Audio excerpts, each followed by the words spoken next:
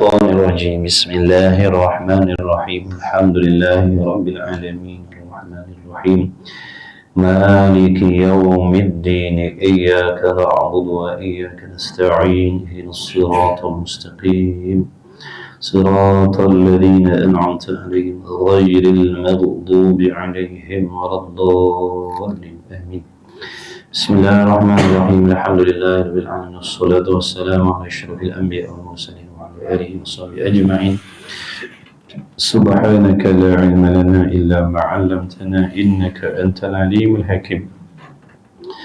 اللهم افتح علينا حكمتك وانشر علينا من خزائن رحمتك يا أرحم الراحمين.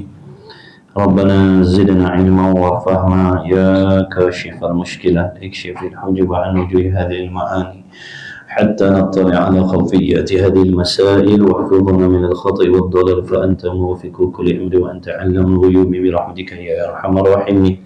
وهب لنا يا وهاب علما وحكمة ولرزق يا رزاق كلنا مسهلا وبالخير فتاح لنا يا الله بالهدى بالعلم كلنا يعني بفضله. اللهم علمنا ما جهلنا وذكرنا ما نسينا. اللهم اجعل أعمالنا خالصة لوجهك الكريم إنك على كل شيء قدير ولا حول ولا قوة إلا بالله العلي العظيم. وصلى الله على سيدنا محمد وعلى آله وصحبه وبارك وسلم. الحمد لله رب العالمين.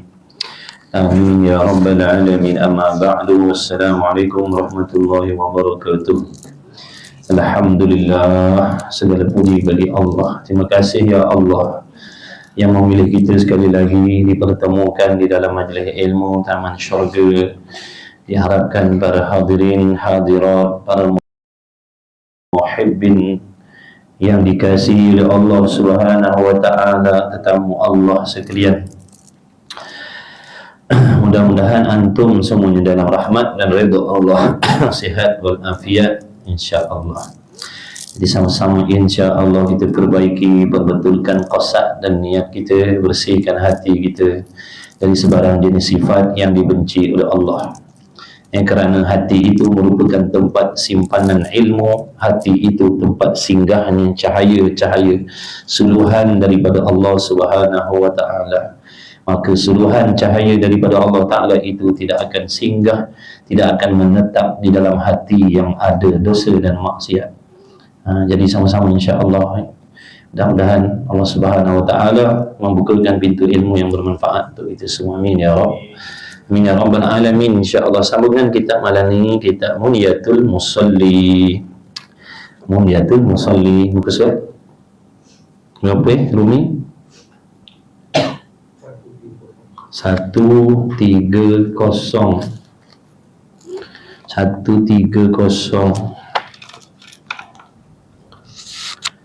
Jawi Jawi 30 Rumi 130. Bismillahirrahmanirrahim. قال المؤلف رحمه الله تعالى ونفعنا وإياكم بعلومه وبعلوم مشايخنا في الدارين آمين يا رب العالمين. يا الله. Salat sunat tahajud dan demikian lagi seperti itu juga maknanya. Dan demikian lagi, yakni sama seperti yang sebelum ni juga. Sembahyang-sembahyang sunat yang disebutkan sebelum ni, sama juga maksudnya. Dan demikian lagi tu. Dan demikian lagi, yakni sama seperti yang telah tersebut dahulu.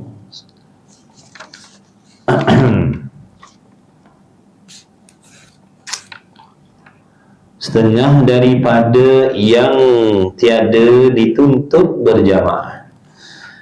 Setengah daripada yang, maksud yang tu solat.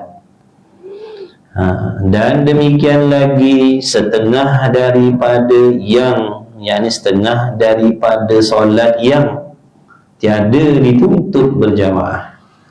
iaitu sembahyang sunat tahajud. Sembahyang sunat tahajud ataupun dipanggil qiyamul lail. Jadi tahajud dengan qiyamul lail satu makna. Muradif. Muradif satu makna. Solat tahajud dan qiyamul lail sama, benda sama.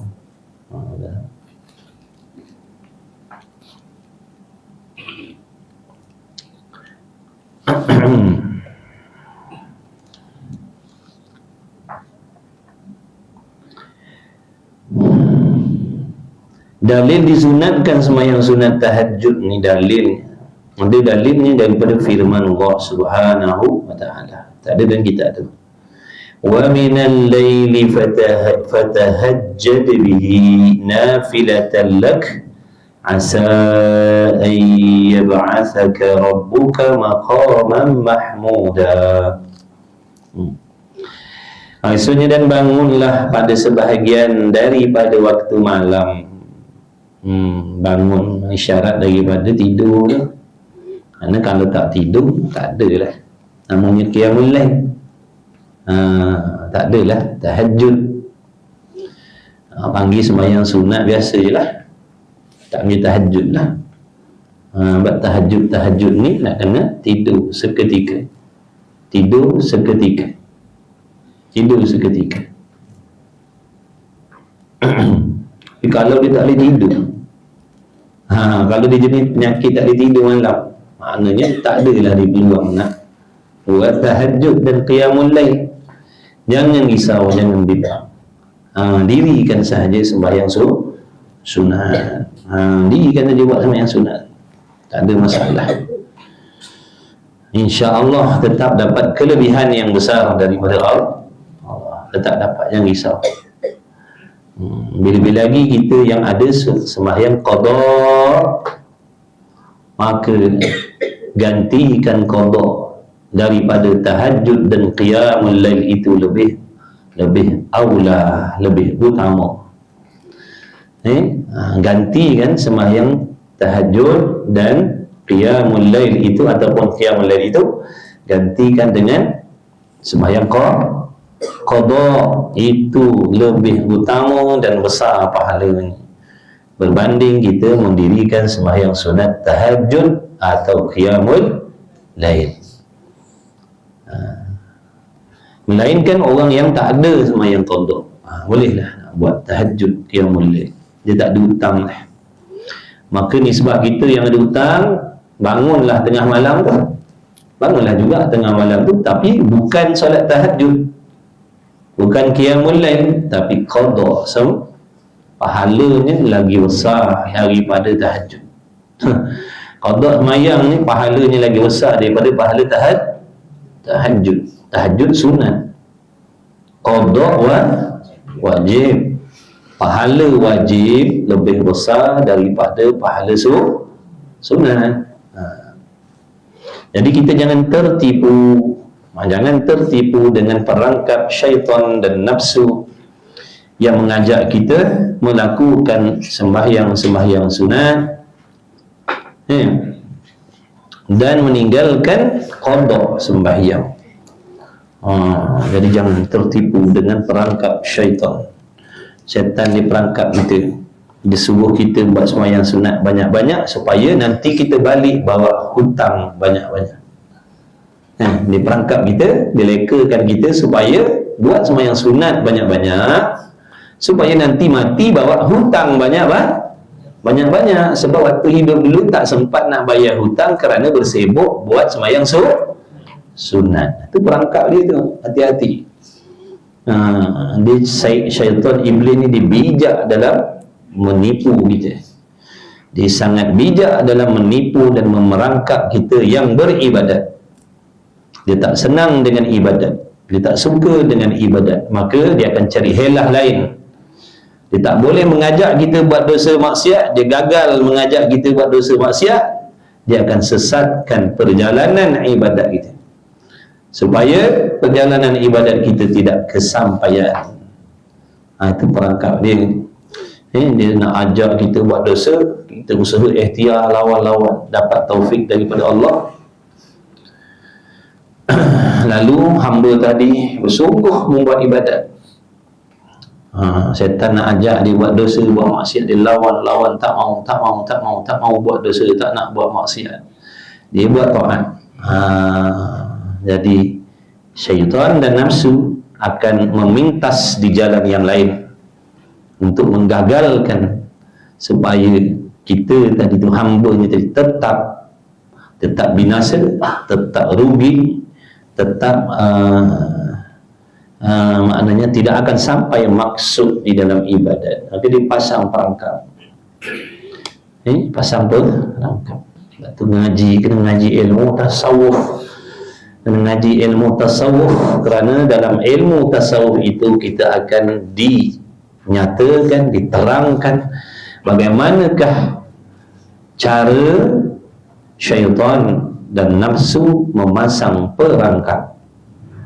Dalam ilmu tasawuf, mengaji tasawuf tu, kitab Minhajul Abidin tu kita baca, dia akan ceritakan jenis-jenis perangkap nafsu dan syaitan. Jadi kalau kita tak tahu, nanti kita akan terperangkap.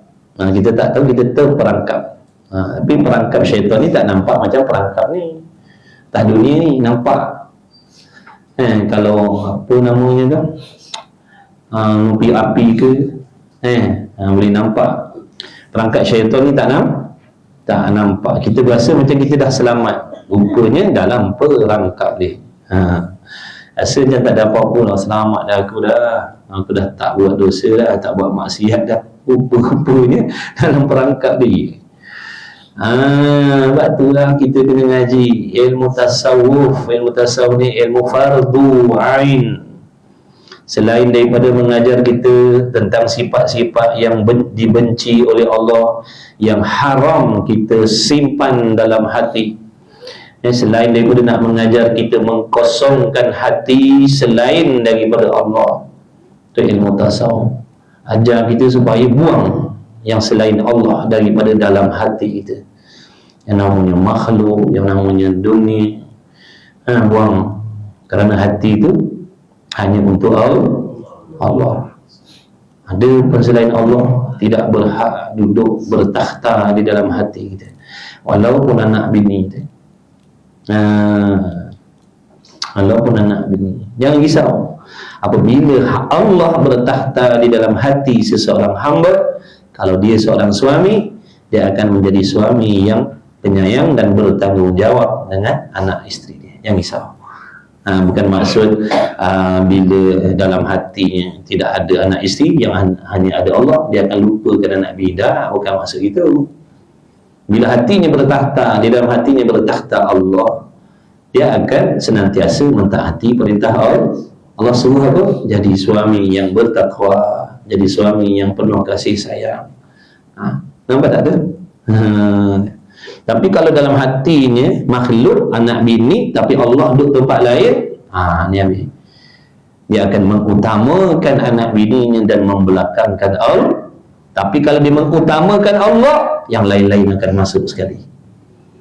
Bila dia mengutamakan Allah, yang lain-lain akan masuk sekali. Sebab Allah perintah supaya buat baik kepada sekalian makhluk. Dengan binatang-binatang pun akan selamat daripada kezaliman dia apabila Allah berada di dalam hati. Dia tak akan khianat pada binatang, sebab Allah benci. Allah melarang kita menzalimi haiwan. Nampak tak tu? Itulah kelebihannya kenapa dalam hati kita ni diperintahkan supaya menyimpan Allah sahaja. Kalau makhluk dalam tu, nanti hak Allah kita akan abaikan. Kalau kita sayang kepada makhluk lebih daripada Allah, maka hak Allah kita akan abaikan. Kita akan utamakan anak bini kita, bagi makan, bagi minum, bagi duit, bagi ini, bagi itu. Tapi yang Allah perintahkan, kita abaikan. Sebab kita cinta kepada makhluk lebih daripada Allah. Tapi kalau dicintakan Allah lebih daripada makhluk, dengan sendiri yang lain-lain tu akan dapat manfaat ni. Baik suami, baik isteri pun macam tu. Dalam hati isteri jangan ada suami. Dalam hati isteri pun kena ada Allah. Dalam hati isteri pun mesti ada Allah. Nah, sebagai isteri kena kasihkan Allah, cintakan Allah, sayangkan Allah, takutkan Allah. Barulah dia akan jadi isteri yang baik untuk suami. Betul tak? Betul ke tidak? Sebab Allah perintah nak taat kepada suami, berlemah lembut dengan suami, beradab berakhlak dengan suami. Kenapa dia jadi isteri yang macam tu, yang khidmat ikhlas dengan suami? Sebab apa? Takut kepada Allah. Tapi kalau dalam hatinya suami tidak ada Allah, habis. Nampak tak? Nanti akan hilang tu, ketaatan pada suami itu akan hilang. Sebab apa? Dia akan membelakangkan perintah Allah. Na'udzubillah. Samalah mak bapa, anak-anak semua, pemimpin, rakyat, dalam hatinya mesti hanya ada Allah. Kalau dia jadi pemimpin yang dalam hatinya ada Allah, dengan sendiri dia tak akan membuat zalim kepada orang yang di bawah pimpinannya, kerana dia diperintahkan oleh Allah, diamanahkan untuk menjadi pemimpin yang bertanggungjawab, bukan yang menzalimi, bukan yang menipu dan sebagainya. Itu sebabnya. Baik. Jadi demikian lagi sembahyang setengah daripada sembahyang sunat yang tidak dituntut berjemaah, sembahyang sunat tahajud, iaitu sembahyang malam kemudian daripada tidur sekurang-kurangnya 2 rakaat. 2 rakaat. Kalau kita yang ada qada, kalau orang lain buat tahajud 10 rakaat, 8 rakaat, kita buatlah qada banyak-banyak. Qada zuhur, waktu bagi salam, bangun pula salli fardal asri 4 rakaatin qada'an lillah. Allahu akbar, aku salat fardu asar ganti, habis asar bagi salam, usalli fardal maghribi qada'an lillah ta'ala. Allahu akbar. Nampak tak? Jadi ganti kan sembahyang tahajud, qiyamul lail dengan sembahyang qada. Tapi tu kalau tak nak qada, nak buat tahajud juga boleh. Boleh boleh lah, tapi hutang tak tertolak. Hutang tak tolak. Baik kita bayar hutang. Jangan tahu kita mati macam tu. Mati sedang bayar hutang. Mati sedang buat ibadat yang wajib. Kalau dia mati dalam tahajud, mati dalam ibadat yang sunat. Tapi kalau dia mati dalam solat qada, mati dalam solat yang ibadat yang lagi besar pahala dia. Dan demikian lagi kemudian, iaitu sembahyang malam kemudian daripada tidur.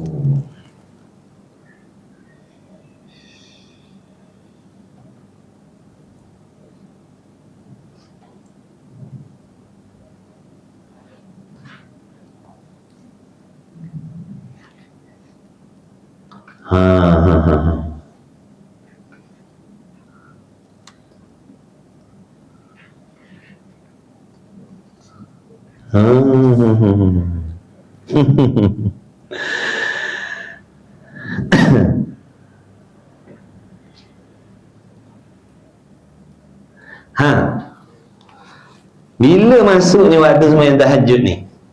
Kita cerita tahajud lah, bukan cerita qada lah ni, cerita tahajud. Bila masuknya waktu tahajud ni, waktunya selepas daripada tidur. Sama ada tidur tu tadi selepas maghrib. Lepas maghrib dipengat kerja ni, maghrib terus tidur. Masuklah waktu tahajud bagi diri dia. Boleh tahajud. Walaupun dia belum sembahyang isyak.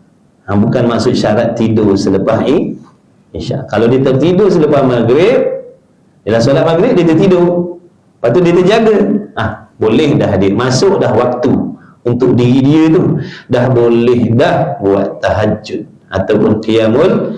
Tapi awal waktu lah, awal malam lah. Awal malam lah tahajud dia. Makna dapatlah juga dia fadilat tahajud tu. Tapi di awal malam, bukan waktu yang afdal. Bukan waktu yang afdal. Yang afdalnya sepertiga malam tu, pukul 3 pagi. Tu yang afdalnya.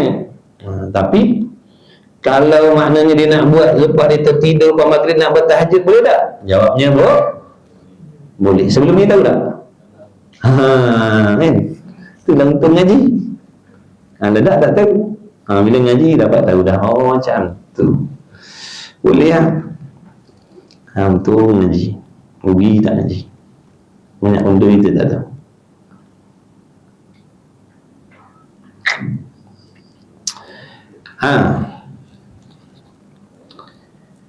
Maknanya ni bukan syarat tidur selepas isyak.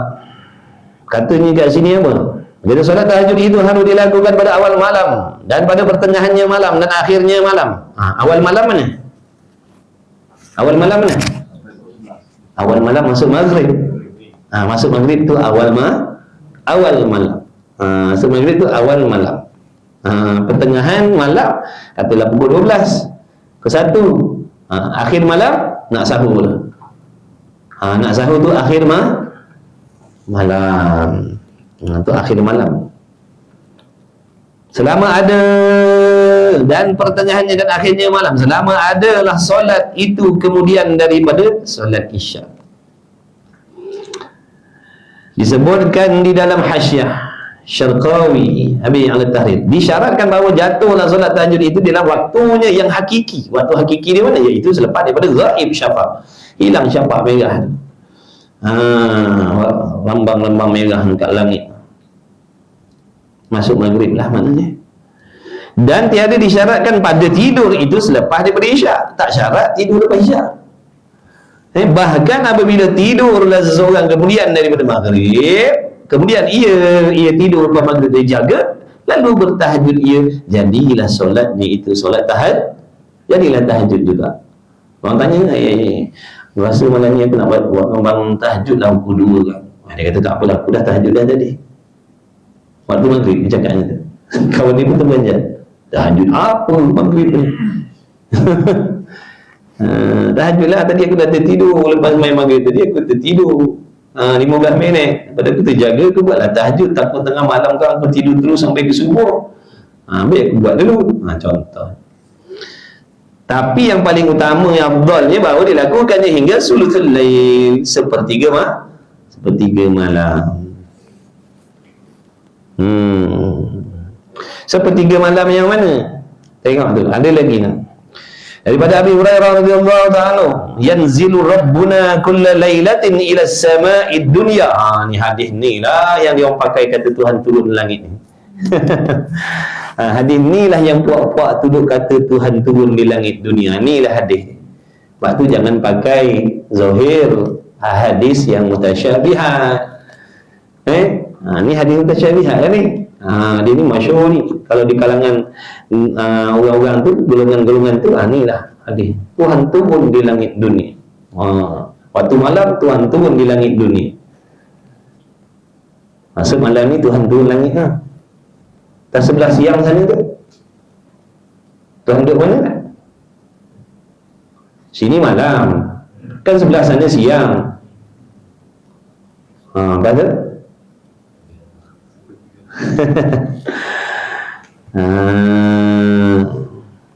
Kat sini Allah duduk di langit dunia. Kat sana bukan malam. Mana pula Tuhan duduk? Sebab tu jangan ikut pahaman mengarut tu. Jangan berjinak-jinak berdekat-dekat diri dengan pahaman tu. Ngaji sifat 20 tu. Ngaji sifat 20 tu. Jangan bermain-main di tempat yang berbahaya. Dikhawatiri nanti kamu akan tergelincir jatuh di dalam bahaya. Jangan. Bila lagi kita orang awam, jangan nak dekat-dekat dengan orang yang pahaman, menolak sifat 20, menolak ijma' ulama'. Jangan. Kita ni jahil. Nanti bimbang, kita akan tergelincir, mana tergikut pahaman macam tu. Lepas tu bila tu guru kita pesan jangan tu, janganlah. Jangan buat kah kepala. Tak apa Ustaz, saya tak ada apa-apa, pergi dengar-dengar je. Tu jenis degil ke tu. Jenis kah kepala. Tak cukup syarat adab menjadi penuntut ilmu. Kah kepala. Murid apa lagu tu? Murid ni dia taat dengan guru. Tu kata rugi, tu kata jangan. Itu murid. Sebab martabat guru ni sama macam ibu bapa dia. Macam-macam jenis murid ada. Buat elok-elok murid. Tu kata jangan. Sebab tu nampak bahaya tu. Sebab banyak dah berlaku pengalaman yang duk jinak-jinak, konon-kononnya tak apa, akhirnya habis. Habis degil. Ada anak murid degil. Lepas tu tak dapat berkat. Nampak tak? Bila tak dapat berkat, terjebak dia dengan pahaman yang menyimpang. Sebab apa tak berkat? Tak dengar nasihat dulu. Allah balakan dia dengan mengikut pahaman yang rosak. Sebab tu kena taat. Bukan senang. Ngaji semua orang boleh ngaji. Habis. Kemudian, jadi yang nak buat qada silakan, lagi afdal. Tapi kalau dia kata siang tadi dah puas, siang tadi dah puas dah buat qada, siang tadi pada pagi lepas duha dah buat qada dah, waktu duha sampai ke zuhur dah ada buat qada. Lepas tu di antara zuhur dengan asar pun saya dah ada buat qada. Di antara asar nak nunggu maghrib pun petang saya dah buat qada dah. Pas maghrib tadi pun buat qada, malam ni saya je nak buat tahajud. Silakanlah, tak ada masalah. Boleh.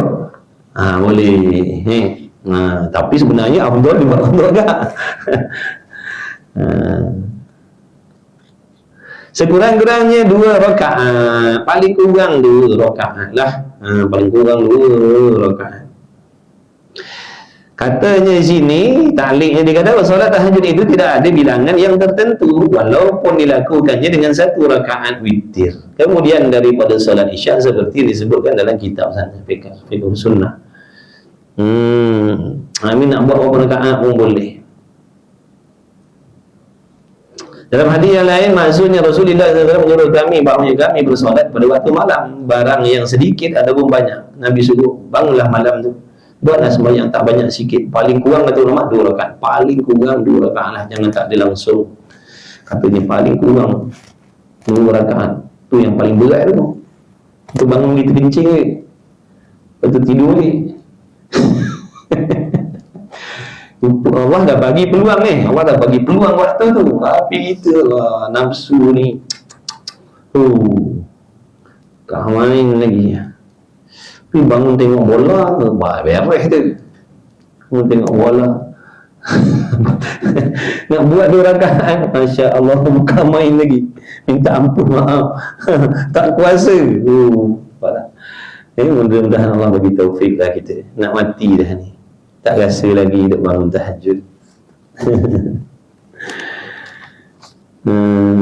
Nak mati dah, dengar cerita je tahajud, tak pernah buat.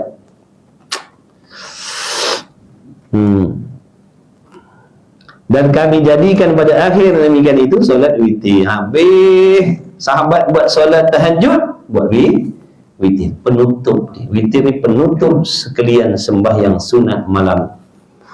Sembahyang sunat tasbih, sembahyang sunat hajat, sembahyang sunat istikharah, sembahyang sunat tahajud, sembahyang tarawih. Penutup kali habis dah. Sembahyang sunat mutlak, buat lagi mutlak. Lepas tu apa lagi habis dah. Okey, sudahlah lah. Witir lah. Sudahkan dengan witir.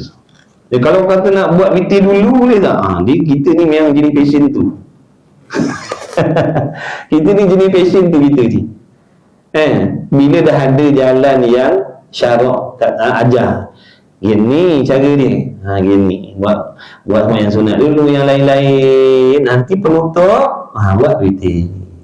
Ada soalan, kalau kita nak buat witir dulu tak boleh Ustaz? Dia mesti ada jenis macam tu kita ni.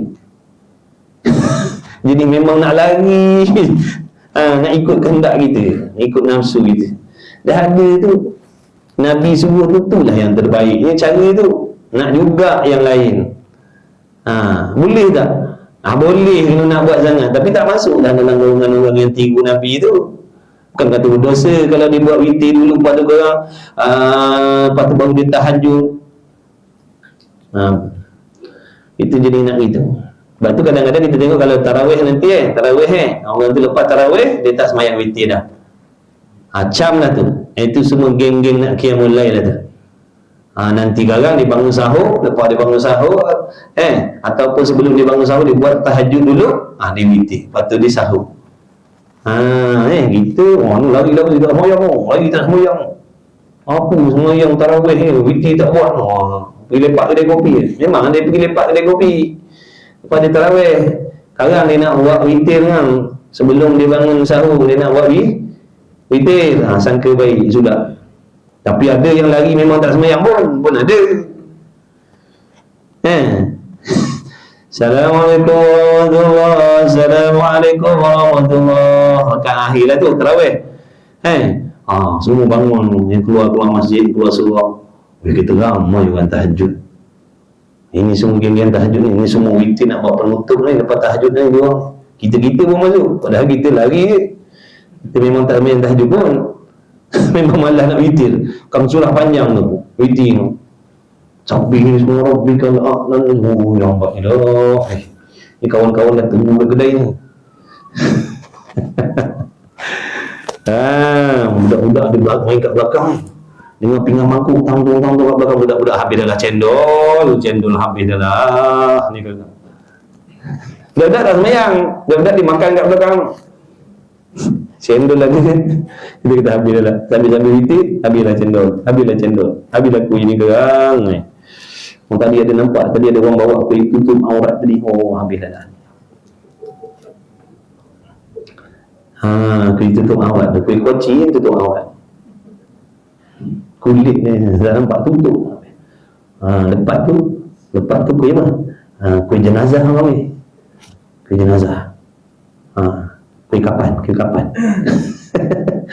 Atau 4 rakaat atau 6 rakaat atau 8 boleh. Nak buat 2 boleh, nak buat 6 boleh, nak buat 8. Iaitu 8 yang terlebih afdal buat 8. Tetapi yang terutamanya dan afdalnya bahawa mengekali atas 11 rakaat atau 13 rakaat.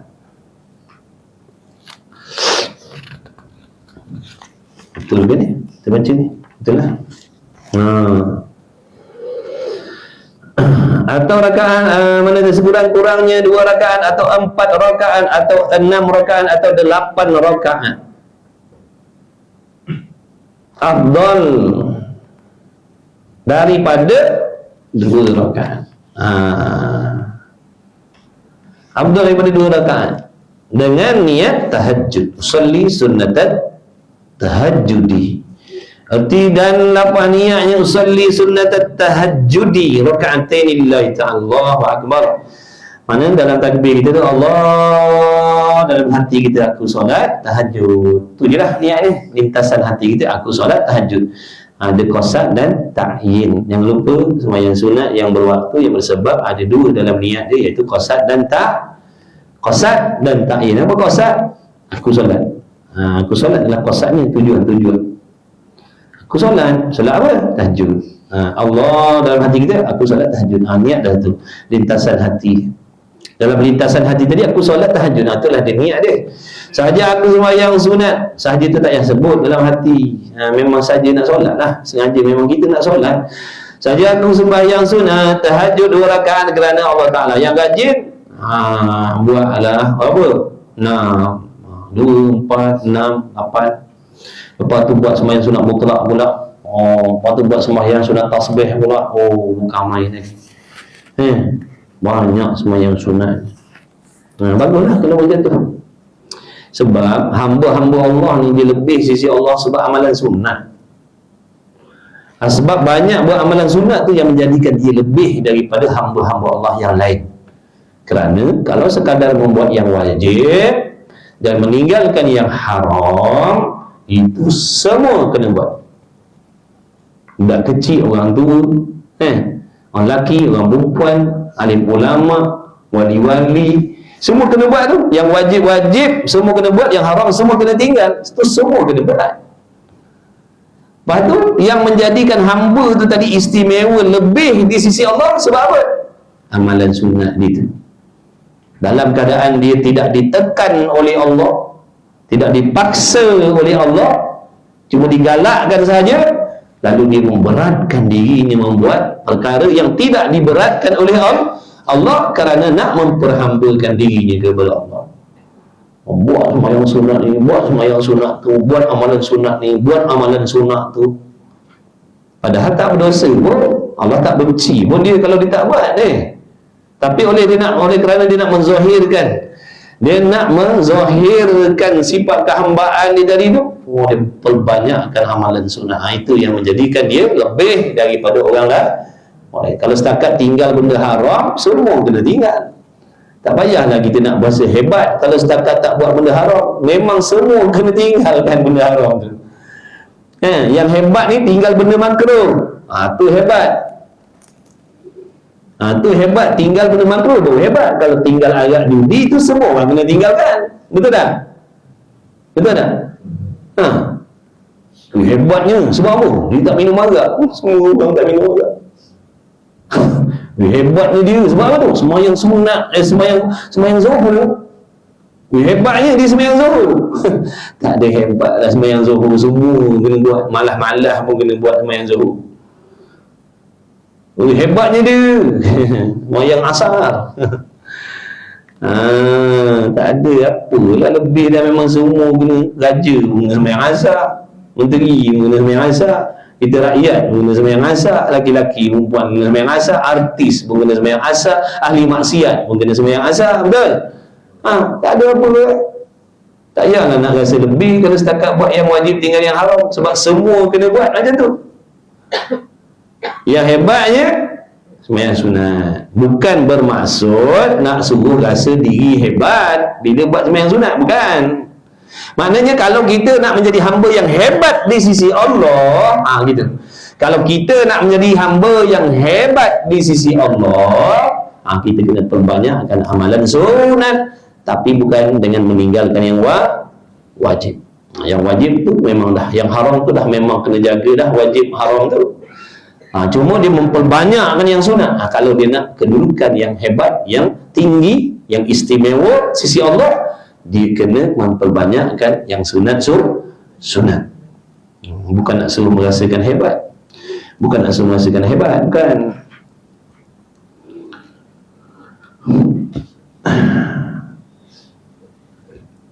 Kemudian sembahyang sunat mutlak. Sembahyang sunat mutlak apa? Sembahyang sunat yang tidak berwaktu dan tidak sembahyang sunat mutlak mana semata-mata sembahyang, semata-mata nak sembahyang, bukan kerana sebab-sebab tertentu, bukan kerana masuk waktu tertentu. Dah memang saja nak sembahyang. Nak sembahyang saja. Bukan sebab masuk waktu duha, bukan sebab gerhana, bukan sebab masuk masjid. Bukan. Sembahyang sunat mutlak ni mana semata-mata. Mutlak tu mana semata-mata, tak ada kait dengan apa-apa. Tak ada kait dengan apa-apa pun. Qabliyah ke ba'diyah ke, itu bukan. Qabliyah ba'diyah bukan sunat mutlak. Tahajud bukan mutlak. Istikharah bukan mutlak.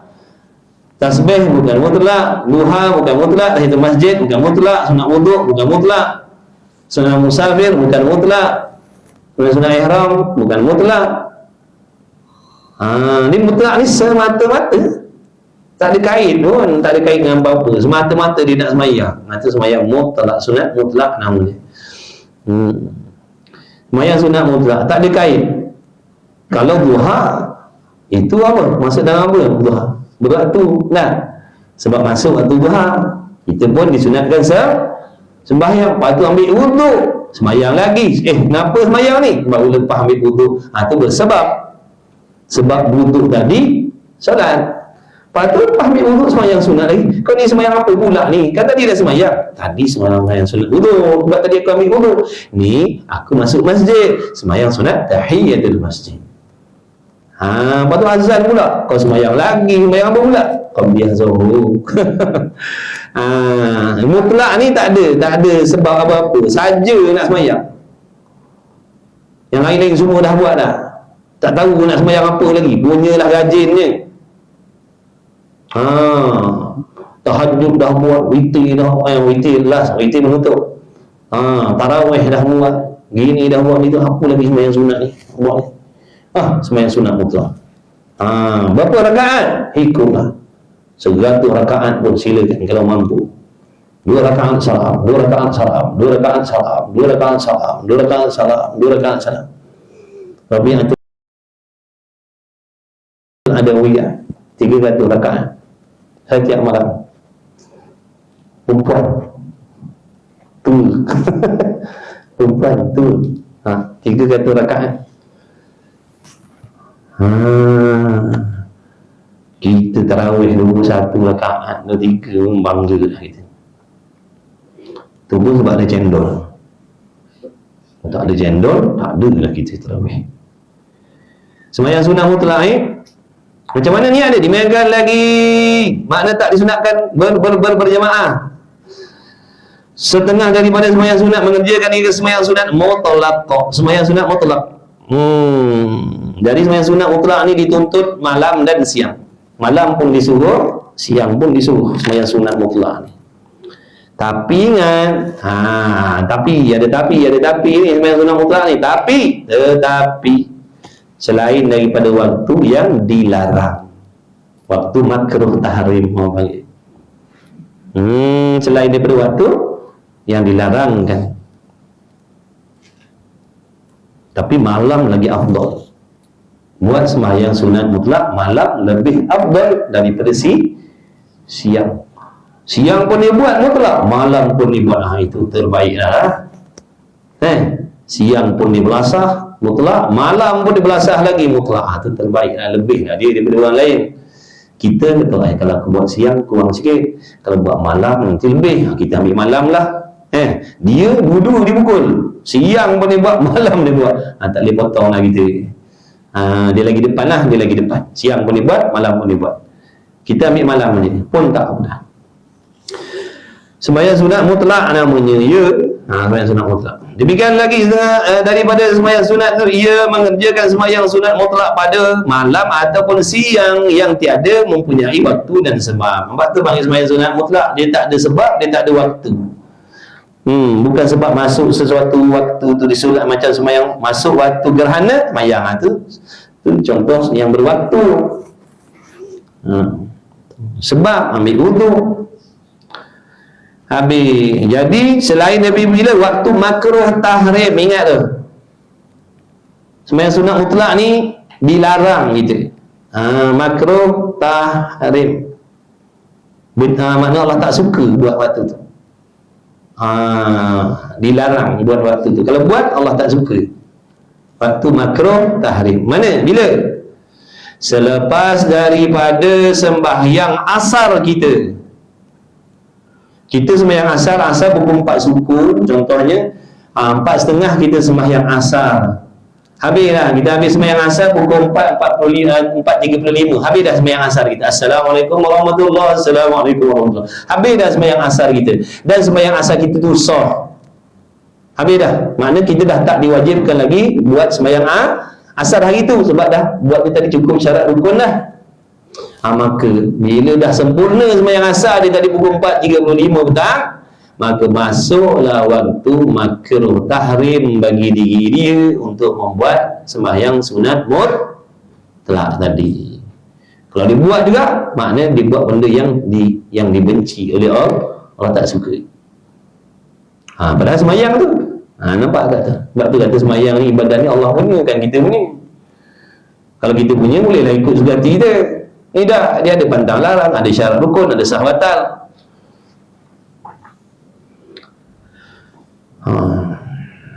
Tapi kalau selagi dia tak solat asar lagi, asar 4.30, dia cadang nak sembahyang asar pukul 6, contohlah.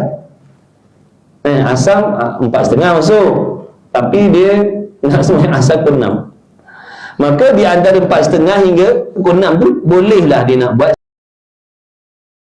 sembahyang sunat boleh, tak ada masalah, sebab dia belum lagi menunaikan sembahyang asar. Tapi kalau dia buat sembahyang asar pukul 4.45, habis tu tak boleh dah, masuk dah waktu makruh tahrim bagi dia. Ataupun sampai bila tu kekal waktu makruh tahrim tadi hingga masuk maghrib. Allahu akbar, masuk maghrib, habis dah waktu makruh tahrim. Masuk maghrib dah, dia nak buat sembahyang sunat mutlak boleh. Azan maghrib tu dia nak buat sembahyang sunat pun boleh lah. Dah habis dah waktu makruh tahrim tu. Orang lain azan maghrib buat qabliyah zuhur, qabliyah maghrib,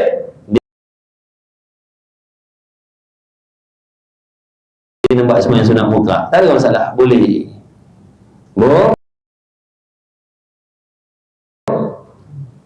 Boleh.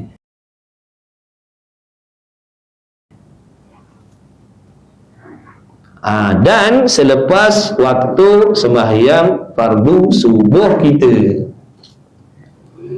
dan selepas daripada sembahyang subuh kita bukan subuh ke masjid tu, subuh kita subuh pukul 6:10 kita 6 suku kita sembahyang, habis sembahyang subuh pukul 6:25, maka masuklah waktu makruh tahrim bagi diri kita. Tidak dituntut untuk buat sembahyang sunat mutlak. Sampai bila? Sampai terbit naiknya matahari, masuk waktu sembahyang sunat isyraq tu kan. Sembahyang sunat isyraq dan sembahyang duha tu mengikut setengah ulama lain-lain. Ada ulama kata sama je, isyraq dan duha tu itu dah lepas dah itu kan. Jadi start daripada pukul 6:30 sampailah terbit matahari tu, naik matahari tu. Maknanya tak boleh, tak disunatkan buat sembahyang sunat mutlak situ. Kalau buat juga, maknanya melakukan benda yang dilarang oleh Allah, buat benda yang dibenci oleh Allah. Bila naik masuk aja semua waktu solat isyraq, katalah pukul 7.45 ke, dah pukul 8 ke, habis dah waktu makruh tahrim. Habis dah waktu makruh tahrim. Dia boleh buat isyraq, boleh buat duha, boleh buat mutlak sampai rapat ke zuhur juga. Rapat ke zuhur tu pula ni. Rapat ke zuhur. Ada pun sembahyang qada. Qada tak apa, qada dia tak ada waktu. Makruh tahrim tak makruh tahrim. Tu qada. Sembahyang qada makruh tahrim tak makruh tahrim.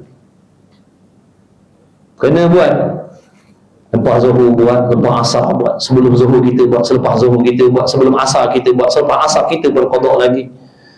Banyak hutang. Tapi yang terbaik janganlah menumpukan kepada waktu lepas sembahyang asar, janganlah. Sedangkan waktu lain kita lepak. Waktu lain kita lepak, tak nak qada, saja nak pilih selepas sembahyang asar, saja nak pilih lepas daripada subuh contohnya. Padahal waktu lain pun lapang juga. Janganlah macam tu. Jangan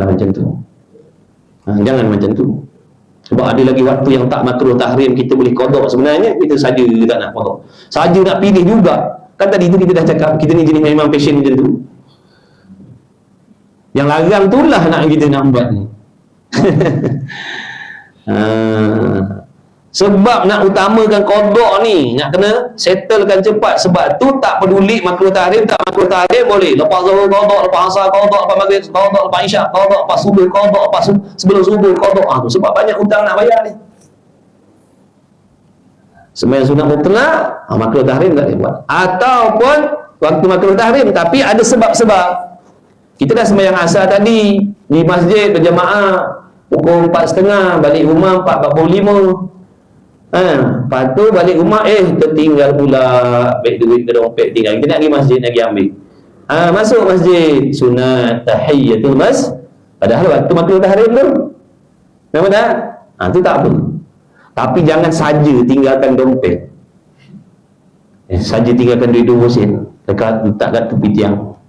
Sebab apa orang tinggal? Sekarang waktu makruh tahrim pun nak datang masjid. Saja pun nak buat sembahyang tahiyatul masjid lepas asar. Jadi aku buatlah sebab ni bertinggalkan duit 50 sen ke. Sekarang datang masjid, boleh buat sembahyang. Tu jangan. Kalau tahu begitu saja, faham tak? Jangan macam tu. Jangan nak cenelak benda tu.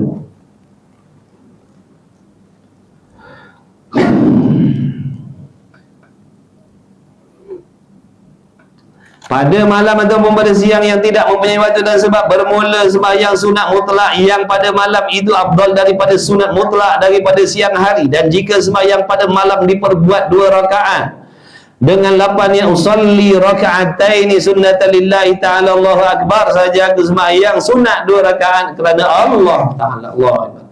Jadi dalam niat, dalam lintasan hati kita tu, dalam lintasan hati kita solat sunat mutlak ni ada berapa perkara? Satu saja. Satu je, iaitu qasad nak sembahyang. Ingat tu. Dalam niat dalam sembahyang sunat mutlak ada satu saja perkara yang mesti dilintaskan dalam hati kita tu. Iaitu mana? Aku sembahyang. Lintaskan Allah dalam hati, aku solat. Dah lah tu. Niat dah lah tu. Niat sembahyang sunat mutlak lah tu. Allahu Akbar dalam hati kita, aku solat. Mana aku nak solat. Itulah dia sembahyang sunat mutlak. Nampak tak? Boleh faham? Kalau duha, Allah, aku solat duha. Aku solat tahiyatul masjid. Dia ada dua tu. Aku solat qasad, tahiyatul masjid ta'yin. Aku solat qasad, duha ta'yin. Aku solat qasad, wuduk ta'yin. Itu kalau sembahyang sunat bersebab berwaktu, dia ada dua benda dalam niat tadi. Dalam lintasan tu kan, Allah dalam hati, aku solat tahajud. Nampak tak? Ada dua benda. Allah Akbar dalam hati, aku solat wuduk. Aku sembahyang wuduk. Mana? Sembahyang sunat wuduk. Ada dua benda, qasad dan ta'yin. Boleh faham tak ni? Tapi kalau mutlak apa? Aku solat je. Aku solat, bukan duha, bukan wuduk, bukan tahajud, bukan apa-apa tu. Nak solat ni. Tu sembahyang sunat mutlak nama dia. Nak buat perniagaan, ikutlah sekali selagi rajin penat berdiri. Penat berdiri, semayang duduk, duduk bawah, duduk atas kursi pula, semayang lagi sana. Lepas tu dalam kereta semayang lagi, sambil memandu semayang lagi. Sambil memandu semayang, sambil memandu. Bismillahirrahmanirrahim. Allahu Akbar. Oh rajin lah tu. Rugi lah tak buat menantu orang macam tu. Rajin lah ibadat. Buat kereta semayang ni. Bukan tak ada lah. Belajarlah fiqh tu, baru tahu. Lah atas kuda boleh semayang, atas motor boleh semayang, bawa kereta boleh semayang, bawa kartu bank boleh semayang. Sambil-sambil tu, maknanya kalau dia tengah semayang tadi, pum kemalangan, matinya tengah seru. Tapi diberita, masuk khabar, seorang ini meninggal dunia dalam kemalangan. Mati sedang memandu kenderaan. Tak, sisi Allah, mati tengah sembahyang ni. Nampak tak tu? Belajar. Ada lah kaedah ni, belajar. Daripada tu duduk dalam jam tu, duduk dalam jam 1 jam tu, tunggu sembahyang sunat mutlak berapa rakaat dapat lah tu. Orang lain main handphone dalam jam, dia sembahyang. Allah membuka seluas-luasnya ruang untuk ibadah. Kita je yang tak tahu. Kita malas ngaji, malas ambil tahu. Malam ni dengar, ya ke? Boleh je. Tak pernah dengar pun. Dah aku tak pernah datang. Cakap kuat sikit, enggak? Kita tak pernah datang, mana nak dengar? Kita tak pernah mengaji. Tengok kuliah je, swipe. Tengok kuliah aja, swipe. Tengok kuliah aja, swipe. Mana kita nak dengar? Mujur, terima kasih ya Allah, pilih kita. Bagi taufik, tersinggah juga dalam taman syurga. Dapat tahu, macam tu. Rahmat daripada Allah. Batu rugi kalau kita larikan diri daripada majlis ilmu. Banyak benda yang kita tak tahu. Sambil bawa motor boleh semayang, kat Sepang tengah humba boleh semayang. Rider soleh humba kat Sepang semayang. Ingat dia race je. Dua dalam satu. Sambil race, sambil semayang sunat pun. Patut menang selalu. Contoh lah. Boleh semayang. Semayang boleh, belajarlah. Boleh semayang. Ada kaedah ni. Semayang hantar kenderaan macam mana? Semayang hantar kenderaan macam mana? Itulah Allah sayang kita lah. Buat itulah kita ni kena terima kasih banyak-banyak. Ya Allah, terima kasih. Alhamdulillah, terima kasih ya Allah pilih aku jadi orang belajar. Terima kasih ya Allah. Alhamdulillah tu mana terima kasih ya Allah. Biar kita sebut perkataan Alhamdulillah tu serta kita merasakan sesuatu. Alhamdulillah, terima kasih ya Allah. Kan lain dengan kita Alhamdulillah tanpa kita memahami gitu. Kalau Alhamdulillah segala puji bagi Allah gitu je. Betul tak? Tapi ada orang soleh mentafsirkan maksud Alhamdulillah tu, terima kasih ya Allah. Terima kasih ya Allah kau pilih aku duduk belajar agama. Terima kasih ya Allah. Kau bagi nikmat belajar, kau bagi nikmat dengar agama. Terima kasih ya Allah. Dulu aku tak pernah tahu benda ni. Tiba-tiba malam ni tahu. Terima kasih ya Allah. Sebab Allah yang bagi. Dulu aku tak pernah duduk dalam majlis yang macam ni. Sekarang aku duduk dalam majlis macam ni. Terima kasih ya Allah. Alhamdulillah ya, terima kasih ya Allah. Jadikan kita orang Islam. Terima kasih ya Allah. Pilih aku jadi orang Islam. Terima kasih ya Allah. Pilih aku lahir di kalangan ibu bapa Islam. Terima kasih ya Allah pertemukan aku dengan kawan-kawan yang jadi asbab aku jumpa agama. Terima kasih ya Allah. Alhamdulillah. Itu maksud Alhamdulillah. Barulah lain, ada rasa lain dekat hati kita. Kalau kita faham Alhamdulillah, maknanya terima kasih ya Allah. Terima kasih ya Allah. Celakanya aku kalau kau tak pilih aku jadi umat Islam. Celakanya aku ya Allah. Kau lahirkan aku di kalangan umat Islam ya Allah. Umat Muhammad SAW yang beriman. Terima kasih ya Allah. Gitu. Terima kasih ya Allah bagi taufik aku boleh solat. Terima kasih ya Allah tadi terlintas nak buat dosa maksiat tapi kau bagi taufik sehingga aku tak buat dosa maksiat. Terima kasih ya Allah bagi pertolongan. Gitu Alhamdulillah maknanya. Alhamdulillah. Mudah-mudahan Allah kekalkan nikmat ni untuk kita semua duduk dalam majlis ilmu selalu. Amin ya Rabb. Sikit lagi. Mana dia tadi? Mana dia tadi? Hilang dah. Saja aku sembahyang sunat 2 rakaat kerana Allah Ta'ala Allah. Kemudian memeliharakan solat-solat sunat, maka sayugianya, betul tak situ? Betul. Maka sayugianya, apa maksud sayugia? Sayugia mana apa? Sepatut-patutnya, sebaik-baiknya, sebagus-bagusnya, tu sayugia. Maka sayugianya, mana sepatut-patutnya kita ni memeliharakan, jaga. Memeliharakan mana? Jaga segala sembahyang yang tersebut itu. Sayugianya sepatutnya kita kena jaga sembahyang-sembahyang sunat ni. Sepatutnya. Jadi kalau kita tak buat, maknanya tak sepatutnya. Tak sepatutnya. Sebab tu dia kata sayugianya sepatutnya memeliharakan, menjaga, membuat. Maksudnya sembahyang-sembahyang sunat tadi sepatutnya. Kita tak buat, maknanya kita dah buat benda yang tidak sepatutnya. Kita buat benda yang tak sepatutnya. Iaitu mana? Tak pedulikan sembahyang-sembahyang sunat ni. Tak sepatutnya. Begitu.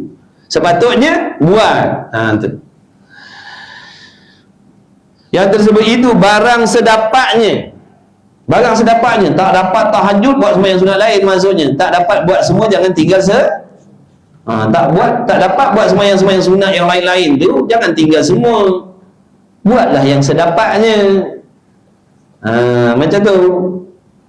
Tak dapat buat semua, jangan ditinggalkan semua. Buat sekadar yang dapat. Banyak nak sembahyang sunat ni. Tahajud tak dapat nak buat selalu. Tapi duha buat contohnya. Ni mentang-mentang tahajud tak buat, yang lain pun tak buat juga. Rugi lah. Rugi lah. Buat sedapatnya. Yang terbaiknya buat semua. Itu yang terbaik.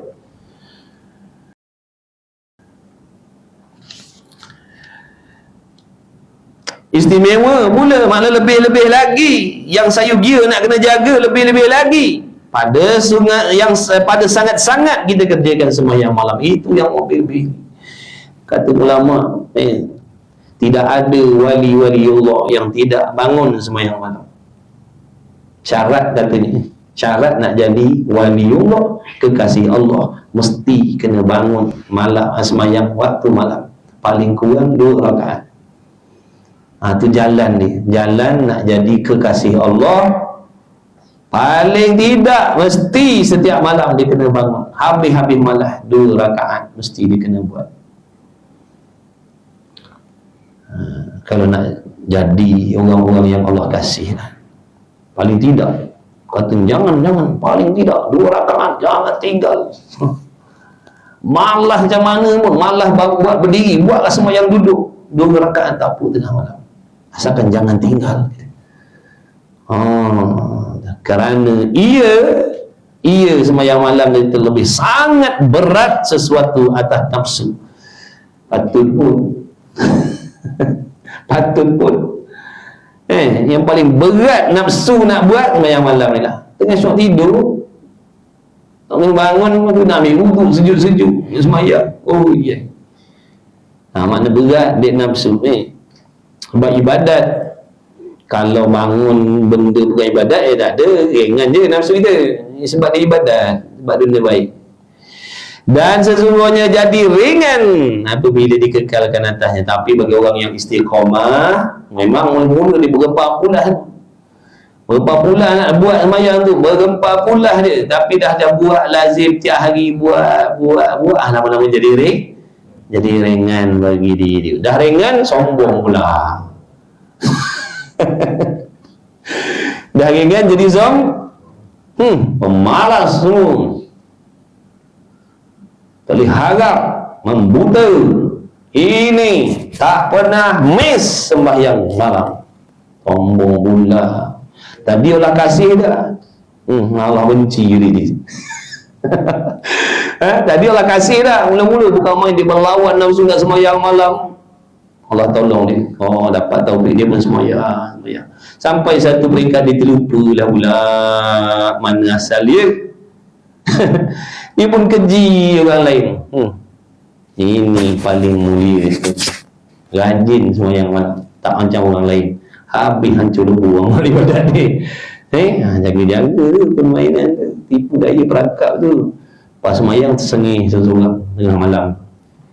Orang tak ada pun, dia tersengih seseorang.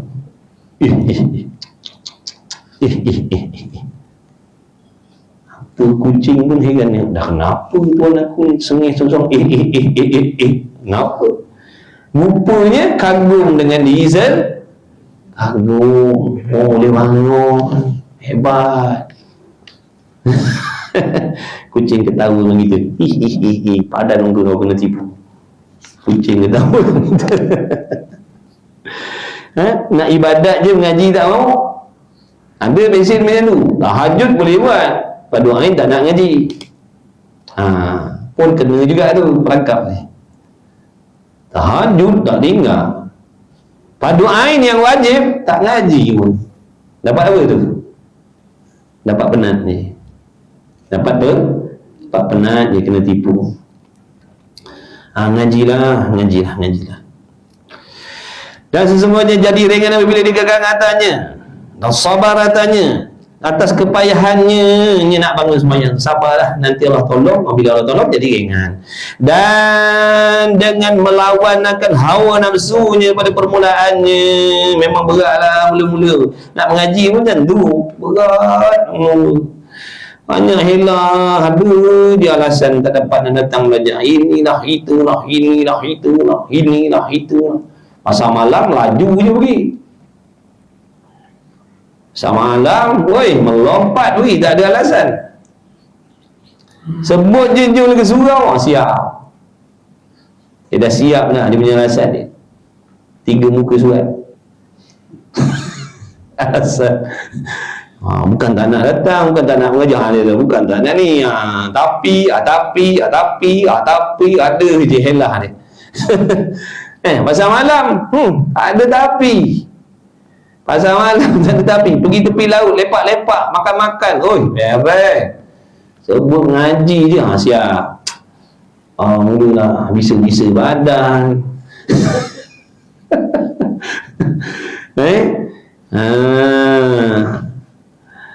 Kawan ajak keluar, laju je.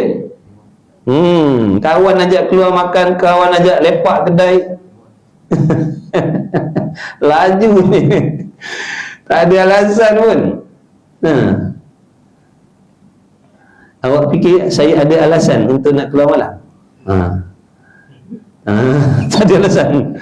Kemudian daripada yang demikian itu jadi dibukakan dia pintu-pintu, berjinak-jinak ia hamba dengan Allah Azza wa Jalla. Nanti akan datanglah pertolongan Allah. Jadi ingat dia. Tapi ingat tu Allah tolong gitu. Jangan perasan hebat. Kena ya Allah, alhamdulillah. Terima kasih ya Allah, kau tolong aku. Terima kasih ya Allah, kau tolong aku, boleh aku semayang malam ni ya Allah. Terima kasih ya Allah, tolong jagakan aku, bagi aku taufik, gerakkan anggota aku, beri kewarasan kepada aku, ingatkan ilmu semayang, boleh aku buat. Terima kasih ya Allah. Barulah dia tak ingat diri dia. Barulah lenyap diri dia. Barulah dia mandang itu semata-mata kebesaran kekuasaan Allah. Barulah selamat daripada ujub tadi, sengih-sengih seseorang.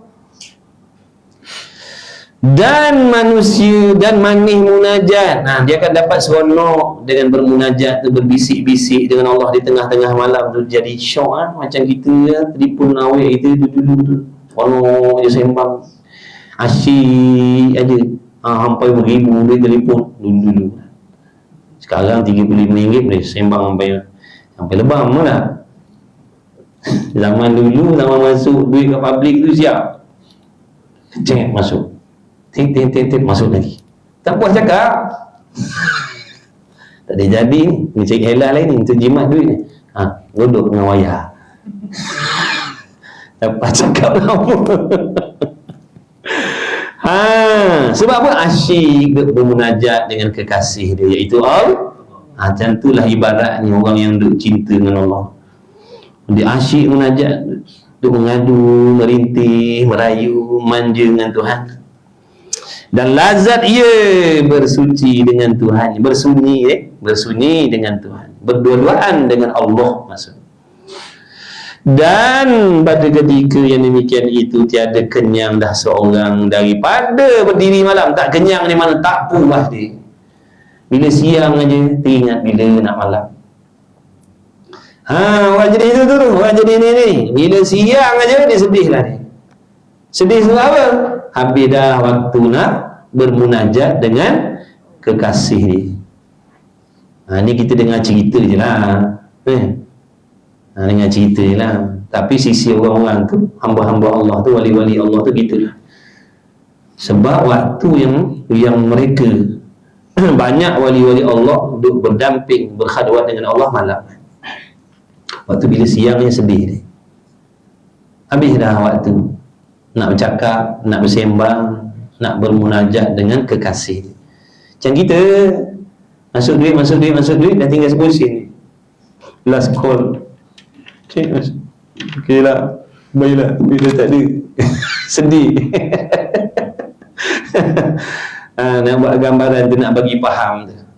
Bila siang aja sedih orang-orang tu, berpisah dengan kekasih. Rindu bila nak malam. Bukan rindu malam nak tidur. Rindu nak bertemu lagi, nak munajat lagi dengan kekasih dia, iaitu Allah. Hebat ni orang-orang ni, para nabi, para rasul, awliya illahi salihin. Kita dengar ceritanya.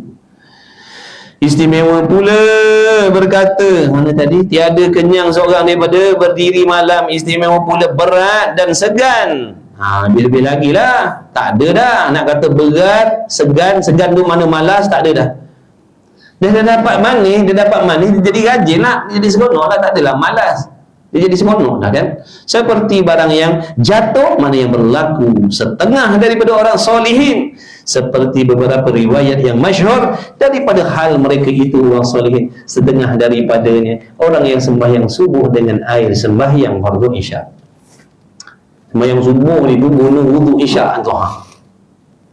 Menunjukkan apa tu? Lepas isya dia beribadat rapat ke subuh, tu maksudnya. Lepas isyak dia beribadat rapat ke subuh. Sebab tu dia guna sembahyang, dia guna wudu isyak. Kita guna wudu isyak kan? Kita sembahyang subuh pukul 5.45. Oh, hebat kamu Nak tahu tak? Aku sembahyang subuh, aku guna wudu isyak. Oh, yo. Bukan kaling-kaling tu ni. Aku tengok aku ni segabai macam Rupanya kau hebat ni. Oh, aku tahu. Aku diam tak nak cerita. Kau ni aku begitu. Diam jangan cerita orang. Aku sembahyang subuh guna wudu isyak. Oh, dahsyat ni. Aku sembahyang subuh, aku sembahyang isyak pukul 5.50. Aku sembahyang isyak 5.50.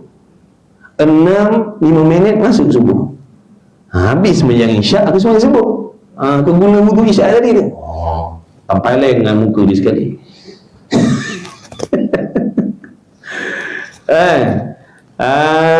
Rupanya dia sembahyang isyak pukul 5.55 pagi. Yelah, kan tak habis waktu isyak selagi tak masuk subuh. Selagi tak masuk subuh, tak habis waktu isyak. Jadi dia sembahyang subuh pukul 5.50 pagi. Dia sembahyang isyak, usalli fardal isya'i arba'a raka'atin. Lillah Allahu Akbar pukul 5.55 minit pagi. 5 minit masuk subuh. Bagi salam je, Assalamualaikum warahmatullahi wabarakatuh. Allahu Akbar, Allahu Akbar. Azan subuh. Dia pun usalli fardal subhi, guna wudu isyak tadi. Habis tu imam kena tipu. Tu imam giling-giling dengan cerita dia. Bagus. Menyesal aku tak buat kau menantu aku. Habislah.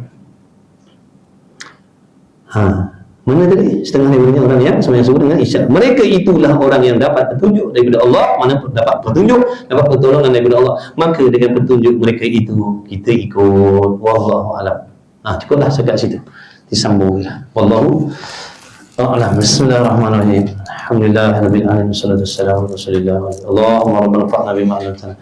Rabbana 'allimna alladhi ma yanfa'una. Rabbana faqih lana wa qurbat lana fi din. Wa sallallahu ala sayyidina Muhammad wa ala alihi wasallam. Tolong tanda kitab saya 436. Kitab saya 436.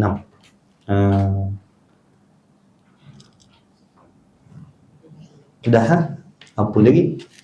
Jom nak makan. Perut dah lapar dah ni.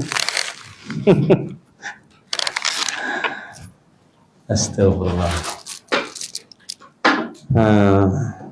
Alhamdulillah, ya Allah. Abang Man, balik sana. Orang suruh duduk sini, duduk pindah jauh-jauh. Okey.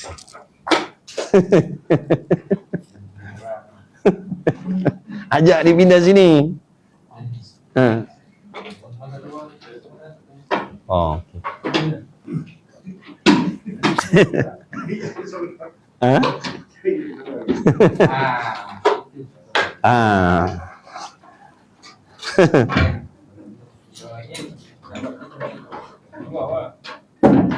Ta'yin, maksud ta'yin tu menentukan sembahyang apa. Aku solat tu namanya qasad. Qasad mana tujuan? Apa tujuan kita angkat takbir tu? Apa tujuan? Nak solat kan? Tu tujuan qasad. Allah dalam hati kita sedar yang kita nak solat tu qasad, tujuan nak solat. Ta'yin tentukan nak solat apa. Ta'yin tu nak tentukan nak solat apa tu, wuduk ke, nak solat sunat wuduk ke, nak sembahyang sunat duha ke, nak sembahyang sunat tahiyatul masjid ke. Tu maksud ta'yin.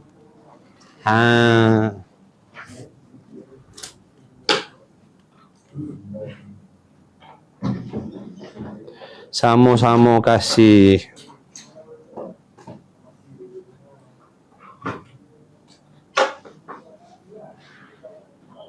Jom. Mo.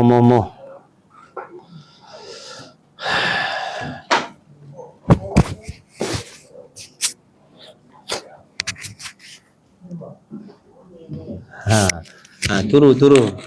Lewat dah ni. Alhamdulillah.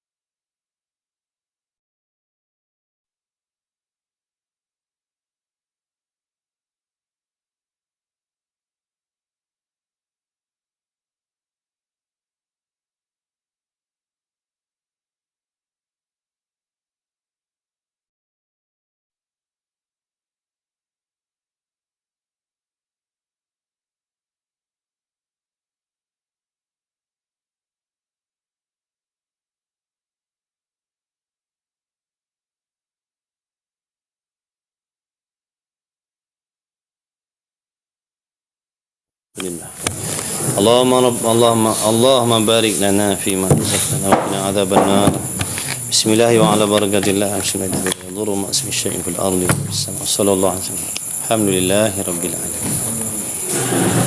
Tak ada suara. Ni dah ada dah. Tadi tak ada suara. Saya dah tutup dia punya tu. Jom makan. Kalau makan boleh balik tidur.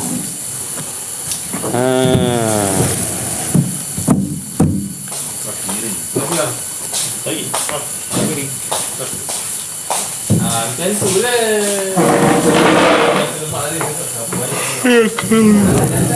Astagfirullah. Tadi kat masjid dah tengok kat dia. Terlelap kan? Terlelap? Kat masjid tadi? Mangan apa? Nasi lomak? Nasi lemak bawah beda lah. Nasi lomak. Bawah nasi dua banyak.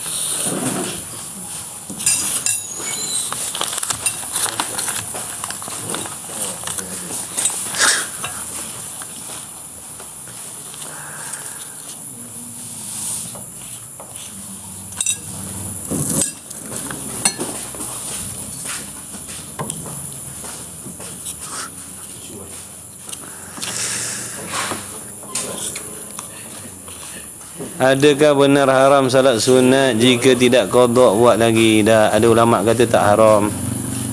Yang haramnya buat sunat tak buat qada.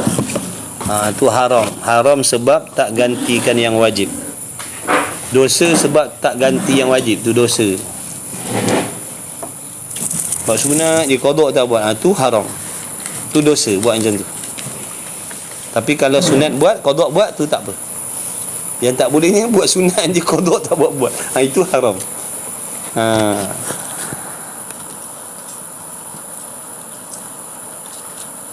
20 minit sebelum subuh okey ke kelewat sangat? Lewat sangat dah tu. Apa tu? Sembahyang subuh, sembahyang isyak. Lewat sangat dah tu. Janganlah begitu. Walaupun lulus lagi, itu masuk dalam waktu makruh dah, dekat-dekat dah. Kalau dekat lagi tu tadi waktu haram dah tu. Kadang-kadang tak lulus, tak lepas sembahyang. Tak habis sembahyang zuhur masuk asar dah, itu haram waktu. Makna waktu yang tinggal tu tak meluluskan 4 rakaat. Kan kita dalam 2 rakaat dah asar. Tu haram kalau sembahyang sampai sempit waktu macam tu. Bismillah.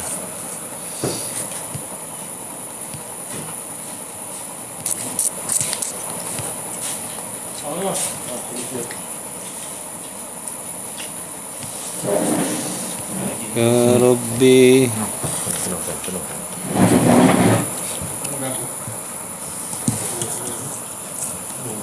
Bismillah.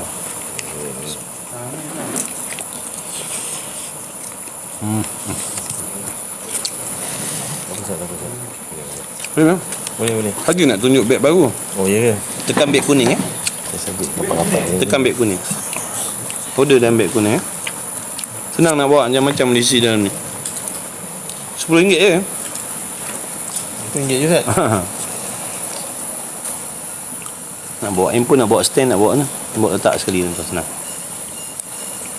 Yang Bahman ada tuan bawa duit. Orang banyak duit supaya beli. Duit ni pakai kertas khabar je. Duit kertas. Macam Cina kan dia tu. Plastik Korea. Wah, relax. Alah tu punya. Orang tu duit.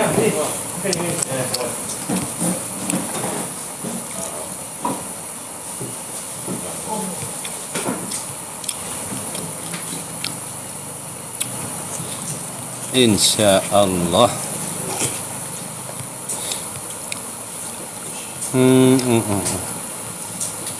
Duk baca ni.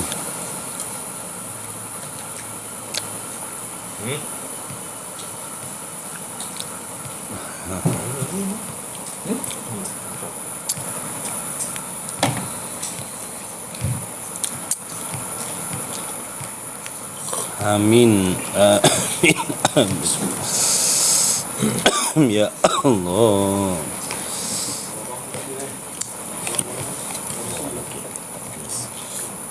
Muhammad. Pengurusi masjid. Apa tu soalan Ustaz tak jawab pun soalan saya pun soalan ni. Allah, minta maaf. Muhammad ada di pengurusi masjid Cece ulang balik. Minum apa? Ni kopi ya Imam Azmi, Abang Azmi. Apa soalannya tadi saya tak perasan lah. Minta maaf ya.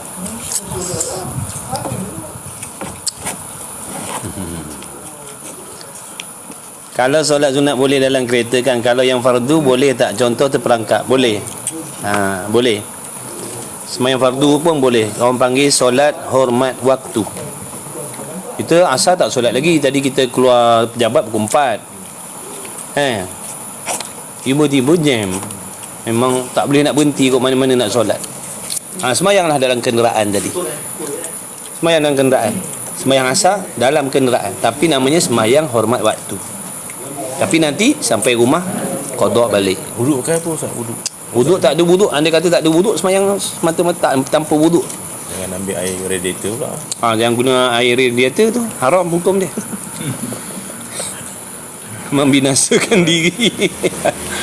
Sembahyang macam biasa. Tak payahlah angkat tangan. Yang sunat-sunat buat yang wajib-wajib je lah.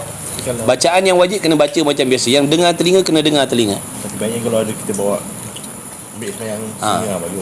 Sebab tu standby, kalau boleh standby. Kita dah biasa, kita dah selalu dah tahu dah adat kita, situasi kita akan tempuh jam kan. Persiapkanlah. Mana siapkan air spray tu kan, untuk kita nak ambil wuduk contohnya. Spray tu spray sampai dia mengalir. Mengalir apa tu? Sapu. Spray sampai dia mengalir, sapu. Ambil wuduk. Orang panggil sembahyang sunat, sembahyang hormat waktu. Kena ganti balik pula. Kena ganti. Sampai rumah nanti kan. Tapi andai kata dia mati dalam perjalanan tu, selepas dia solat tu, andai katalah fardu takdir dia meninggal, dia dikira orang yang tak meninggalkan solat. Dia dikira orang yang tidak meninggalkan sembahyang. Daripada dia lepak dalam jam tu sampai tinggal waktu. Nampak tak? Tu ya mana. Memang. Oh, yang lori kan accident tu je ke? Nanti lain kali buat macam tu. Dia tangki dia besar. Oh, setengah jam sebelum subuh habis waktu tahajud. Betul. Ni Isra boleh tidur 45 boleh lah Ustaz Sunat Isra. Isra. Sekarang dah ada jam tu pakcik. Yang siap kira dah. 7.45, 7.30, 7 sekarang. Tapi kita sambung doa. Lepas Isra' buat duha. Kalau ikut ulama' mengatakan hasil-hasil. Kalau mengikut ulama' yang kata sama, buat Isra' tak ada duha dah. Buat duha tak ada Isra' dah. Sama.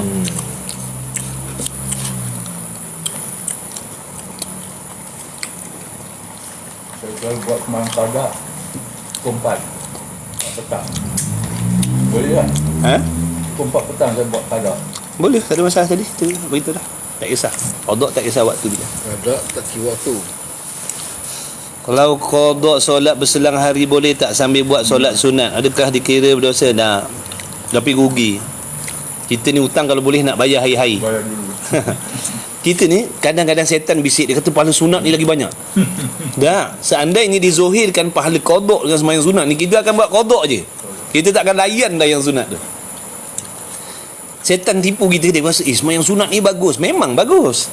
Sebenarnya dia nak melekakan kita supaya kita lambat-lambat bayar hutang tadi. Nampak tak tu?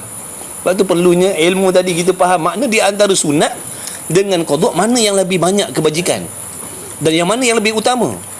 Yang banyak kebajikan, yang paling utama qada. Tapi kalau kita tak belajar, kita tak tahu sembahyang sunat ni bagus. Memanglah bukan tak bagus. Tapi nisbah kita tu yang ada hutang tu, itu lagi bagus lagi. Allah lagi kasih lagi kita buat yang tu daripada sunat. Maksudnya begitu. Contoh kita nak buat hari ni, kita nak buat qada. Besok tak nak buat qada, besok nak buat sunat je. Boleh. Tapi hutang kita tak beranjak lah. Nampak tak? Sebab tu dulu kan qada tu. Sambil-sambil tu boleh selang-selang dengan sunat. Tapi jangan maknanya seminggu ni nak buat qada, minggu depan nak buat sunat je. Rugi lah kita macam tu. Rugi kita. Sebab qada ni kalau boleh nak selesaikan cepat. Wallahu a'lam.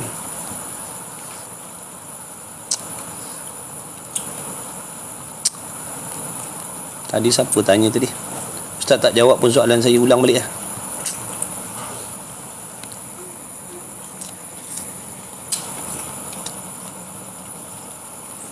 Kan boleh jawab. Saya jawab, saya tak tahu. Tanya orang lain tu. Kodok tu nak kena kira dengan tepat ke ataupun macam mana dia? Kalau boleh, tolak umur kita sekarang dengan umur kita balik. Sekarang kata kita dah mula hijrah sekarang. Umur kita sekarang berapa? 40. Tolaklah umur balik 15 tahun. Kalau kita ingat kita balik 10 tahun lah. Kalau kita tak ingat, ambil 15. Hijrah. Bukan masih hijrah. Lepas tu kali lah. Tolak lah berapa hari tinggal. Lepas tu setiap hari tu kali 5 waktu. Kali dengan berapa tahun. Itulah jawapan dia. Macam yang lumpur-lumpur. Yang lumpur-lumpur. Buat je. Buat je. Ingat tak ya buat.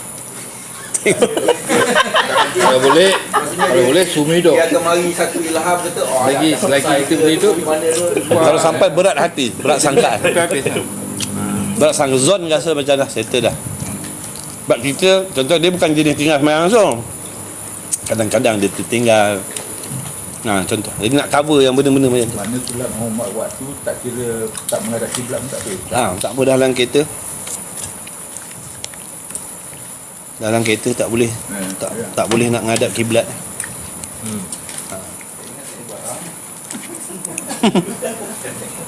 Tu lagi senang. Tu kaedah lagi senang. Ha? Perempuan umur 9 tahun hijrah, kat atas tu saya tak dapat nak scroll atas tu. Tolong tulis balik lah. Tolong tulis balik. Kat atas tu saya tak jumpa dah, kat atas mana tak tahu.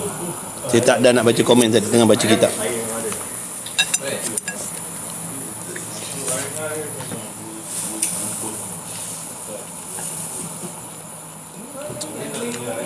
Boleh. Selamat berehat. Jangan lewat. Perempuan umur 9 tahun hijrah kan Ustaz? Perempuan umur 9 tahun. Okey. Soalan tadi tu. Kalau orang perempuan dia nak kira tarikh bila dia balik Kalau dia ingat ambil yang dia ingat Maknanya dia ingat dulu aku datang darah haid dulu waktu umur dah cukup 9 tahun. Tak apalah. Kalau dia tak ingat ambil 15 tahun juga. Ambil 15 tahun juga. Sama macam lelaki lah. Lelaki seawal-awal balik 9 tahun. Tapi jarang lelaki balik 9 tahun ni. Lelaki-lelaki jarang. Orang perempuan ada. Perempuan banyak. Umur dia 9 tahun dah keluar darah haid dah. Orang lelaki kadang umur 9 tahun tak keluar mana lagi. 60 tahun baru balik tak? 60 tahun baru balik. Tu lagi berat lagi. Takkan kahwin katanya. Tak mimpi Maksudnya mualaf tu. Bukanlah 60 tahun masih Islam.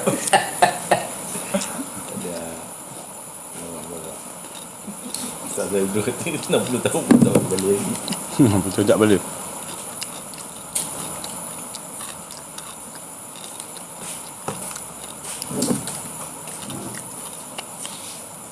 Syed Kamariah. Kak tulis balik kak apa benda kak soalan ni. Saya tak jumpa kat atas tu. Saya nak live dah ni. Minta maaf tak boleh tak jumpa soalan mana.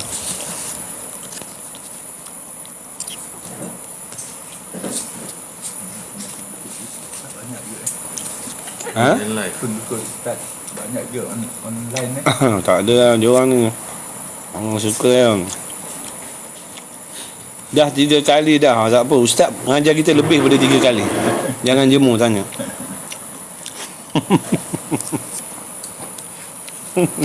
Tolong pin kan siapa yang perasan soalan dia. Kalau tak perasan, walaupun 3 kali saya cari scroll nama Kamariah tak ada soalan mana. Kena sabar ngaji. Ngaji kena sabar.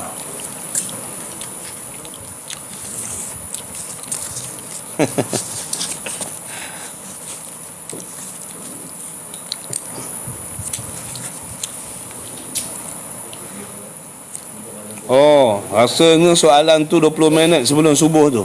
Tahajud. Selagi ada subuh tu, makna tak masuk subuh ada lagi dah tahajud. Selagi tak habis, subuh pukul 6. Kita nak tahajud pukul 5.50 boleh? Tak masuk subuh lagi. Tak masuk subuh lagi boleh je nak tahajud. Tapi bukan waktu afdal lah. Macam tadi lah, orang tahajud afdal sepertiga malam. Dia buat lepas maghrib. Boleh ya? Tadi kan? Lepas maghrib boleh Tadi dah. Tapi syarat dia kena tidur lah. Dia kena tidur sekejap lah. Tadi kan? Habis kalau tengah tidur katalah lelak 15 minit. Tidur tu 15 minit. Tidur. Habis tak perlu ambil semayang. Ambil semayang. Itulah nak tahu Kena ada wuduk lah. Tapi kalau dia tidur dalam keadaan dia berwuduk, tidur dia tetap punggung, tak payahlah ambil wuduk. Kalau dia tidur menongging, kalau tidur atas kursi, tidur atas kursi, punggung tetap tak? Kecuali dia tidur atas kursi, menongging atas kursi. tak pun nak tidur atas menongging. Dia tidur atas kursi tapi menongging. Kena ambil wuduk lah. Sebab punggung tak tetap. Tapi kalau dia tidur atas kursi, punggung tetap, tak payah ambil wuduk. Sandal tak Tak payah ambil wuduk. Sandal boleh. Punggung. Punggung kena rapat kat bumi. Kalau tidur atas kursi tapi menyengit, punggung dia menyengit, kena ambil wuduk. Kena ambil wuduk. Pasal saya masa sembahyang maghrib, sana dulu lah. Tengah duduk sila. Bayang ngantuk tu lah. Tapi kaki sila lah, tapi terbaring lah. Tak kisah kalau kita tidur melintang tak apa. Solat. Angkat wudu. Nak angkat wudu ke? Aku tak bangun pun. Jadi kalau tidur punggung kita tetap. Tapi dia suruh angkat wudu balik. Dengar abang Aku kata abang mungkin sebut. aku bangun agak. Mungkin dia dengar abang Man terkentut kot. Besok abang tidur terkentut. Bergerak punggung lah tu. Tapi untuk Tu Kak Kamariah. Tu Kak Kamariah ke Acik Kamariah ke apa tu dah jawab belum soalan tadi tu? Dah terjawab ke belum?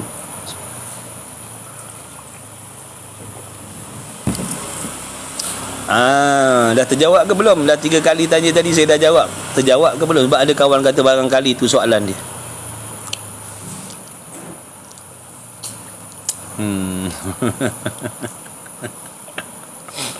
Oh belum so, apa soalan ni kawan? Ni bukan soalan dia. Tolong Kak Kamariah kita ni, tolong ni kan dia punya soalan dia apa? Saya jumpa tak cari tak jumpa. Siapa perasan soalan daripada Kak Kamariah ni? Saya tak perasan. Walaupun dia kata dah 3 kali dia tanya, saya tak perasan. Satu pun saya tak perasan. Yang saya tulis, saya perasan dia tanya soalan saya tak jawab lagi. Itu yang saya perasan. Soalannya saya tak perasan. saya tulis balik tak nak tulis. Siapa perasan soalan dia? Nampak? Abang Jasri pun tak jumpa. Berapa belum punya jauh soalan dia. Tadi saya tengah kelas mana nak tengok komen. Jasri pun tak jumpa. Jasri tak jumpa. Saya lagi lah tak jumpa. Dah naik ke atas tu, naik ke 7 lah. Dia komen ni makin lama makin atas. Sampai satu peringkat yang atas tu tak jumpa dah. Kau scroll lah, tarik lah, memang tak jumpa dah.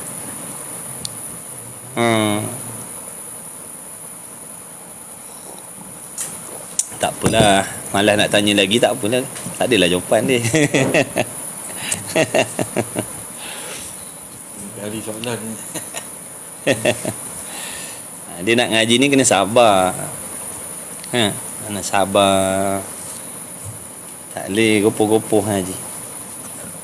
Satu, kita kena tahu situasi guru kita macam mana.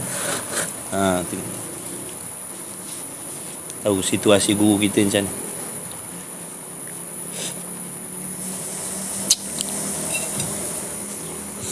Boleh tak solat qada sekaligus dengan boleh tak solat qada sekaligus dengan solat sunat? Macam mana tu? Sahaja aku qada subuh serta buat asing-asing afdal. Yang kata boleh himpunkan solat tu sembahyang sunat, himpunkan dalam satu niat, sembahyang sunat tahiyatul masjid, sembahyang sunat tahiyatul masjid, sembahyang sunat wuduk, nak gabungkan dalam satu niat. Sembahyang fardu ni asing kan. Jangan malas now. Jangan malas now. Kalau boleh kita nak gabungkan semua sekali buat. Niatkan zuhur, niatkan asar, niatkan maghrib, niatkan isyak, niatkan subuh sekali gabung. Setahun. Buat asing-asing. Yang sunat buat sunat, yang wajib, yang fardu buat fardu. Yang kata sembahyang sunat boleh gabungkan tu pun tengok waktu lah. Kalau kita luas waktu, datang masjid awal. Kita luas waktu, datang masjid awal. Buat sembahyang sunat tahiyatul masjid, asing. Buat sembahyang sunat wuduk, asing. Tapi kalau kebetulan kita datang waktu nak sempit dah, ada 2 minit lagi contohnya nak qomat, barulah boleh kita gabungkan niat tadi. Sebab tak sempat dah nak buat asing-asing macam tu. Kalau dalam luas waktu lagi, buat asing-asing. Kalau dah sempit waktu, gabungkan sembahyang sunat-sunat tadi tu.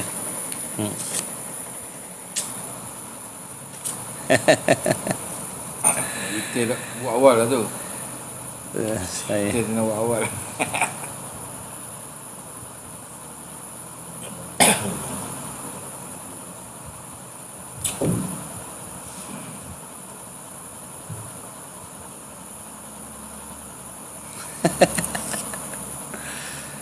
kalau azan lagi 30 saat buat tahajud tahiyatul masjid, boleh? Boleh dapat separuh sembahyang tahiyatul masjid boleh. Kalau azan lagi 30 saat, lepas tu buat tahiyatul masjid. Tapi kalau dah kita kata 30 saat tu tak boleh meluluskan, mana tak payah buat. Kan jadi tak khusyuk nak semayang. Kan semayang sunat tahiyatul masjid, orang nak semayang, orang bergaduh dah. Tak payah. Baik, tak payah. Boleh buat, sah je. Tapi tujuan kita solat apa? Pahala solat kita dapat mana? Waktu khusyuk kan? Tapi kalau dalam waktu tu kita khusyuk tak? 15 saat lagi nak qomat kita bangkat takbir. Allahu akbar. Khusyuk tak agak-agak? Baik, tak payah. Kita sembahyang nak khusyuk, bukan sekadar nak buat, nak khusyuk, nak sempurna. Jadi buat tu kalau dah macam tu tak payah. Boleh je nak buat, tapi nanti tak dapat apa kita buat. Tak dapat pahala. Buat dalam keadaan tu gocoh-gocoh, makruh. Kadang-kadang jadi makruh sembahyang. Sebab tu kita makruh dimakruhkan berlari nak pergi solat. Dimakruhkan berlari nak pergi solat. Kenapa pula makruh berlari? Nak kejar sembahyang tu takut terlambat. Makruh sebab apa? Menjadi sebab nanti tak khusyuk dalam tengah-tengah. Alhamdulillah rabbil alamin. Ar-Rahmanir Rahim. Dapat apa je tu? Itu makruh, jalan macam biasa je. Jalan macam Wallahu a'lam. Okey. Jumpa lagi. Assalamualaikum warahmatullahi wabarakatuh. Terima kasih.